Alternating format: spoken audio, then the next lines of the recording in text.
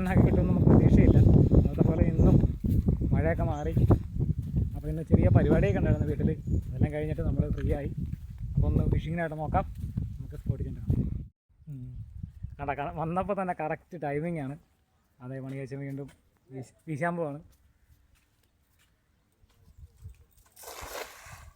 എല്ലാവരും ചോദിച്ചില്ലേ വലയ്ക്കകത്ത് എന്താണ് കിട്ടുന്നതെന്ന്. ഇതാണ് വലക്കകത്ത് കിട്ടുന്നത്. കണ്ടത്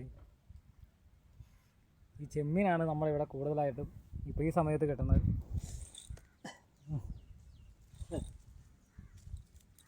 കണ്ടോ, ചെറിയ ചെറിയ ചെമ്മീനുകൾ മാത്രമാണ് നമ്മൾ കായലിൽ നിന്ന് കിട്ടുന്നത്. പിന്നെ മീൻ പിടിക്കണ മുമ്പായിട്ട് ഞാൻ തൊട്ടടുത്തൊരു കെട്ട് കണ്ടു. നേരത്തെ അവർ മീൻവളത്തിൽ കൊണ്ട കെട്ടാണ്. ഇത് സിലോപ്പിയ. പിന്നെ നമ്മൾ പറയണ പുല്ലനില്ലേ, പുല്ലൻ നമ്മുടെ നാട്ടിൽ പറയും. ഇവർ പറയണതിന് പൂമീനെന്നാണ് പറയണത്. എന്ന് വെച്ച് കഴിഞ്ഞാൽ പുല്ലൻ പൂമീനായിട്ടാണ് കണക്കാക്കുന്നത്. അങ്ങനെ പറയുന്നവരും കുറേ ചേട്ടനോട് ചോദിച്ചപ്പോൾ പറഞ്ഞു കേട്ടോ. ഇതേപോലെ കെട്ടും ആണോ ഈ പാടങ്ങളും. പാടങ്ങളല്ല, ഇതും കെട്ടാണ്. അതോട് ചെയ്യാവുന്നതാണ് കായൽ. നമ്മൾ ഈ കായലാണ് നമ്മുടെ സ്പോട്ടായിട്ട് നമ്മൾ എടുത്തത്. മിക്കവാറും നമുക്കിന്ന് ചൂണ്ടിടാൻ പറ്റും തോന്നുന്നില്ല. മഴ പെയ്യുന്നുണ്ട്, നമുക്ക് നോക്കാം.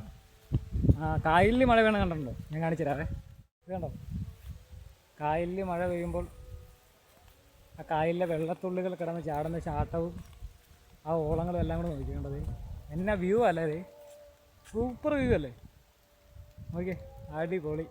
ഹായ് ഫ്രണ്ട്സ്, മഴയൊക്കെ തോർന്നു. നമ്മൾ ചൂണ്ടയൊക്കെ ഇട്ട് വെച്ചിട്ടുണ്ട് കേട്ടോ. ചെറുതായിട്ടൊരു ചിണുക്കൊക്കെ കാണുന്നുണ്ട്. നമുക്ക് നോക്കാം. വേണ്ട, ഇവനാണ് എൻ്റെ തുടക്കം. ഇന്നും ഫസ്റ്റ് നമുക്ക് ഇട്ടേക്കുന്നത് പൂടാനാണ്.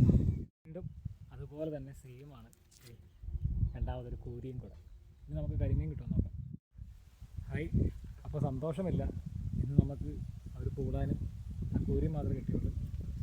നമ്മൾ ചൂണ്ടിടൽ നിർത്തുകയാണ്.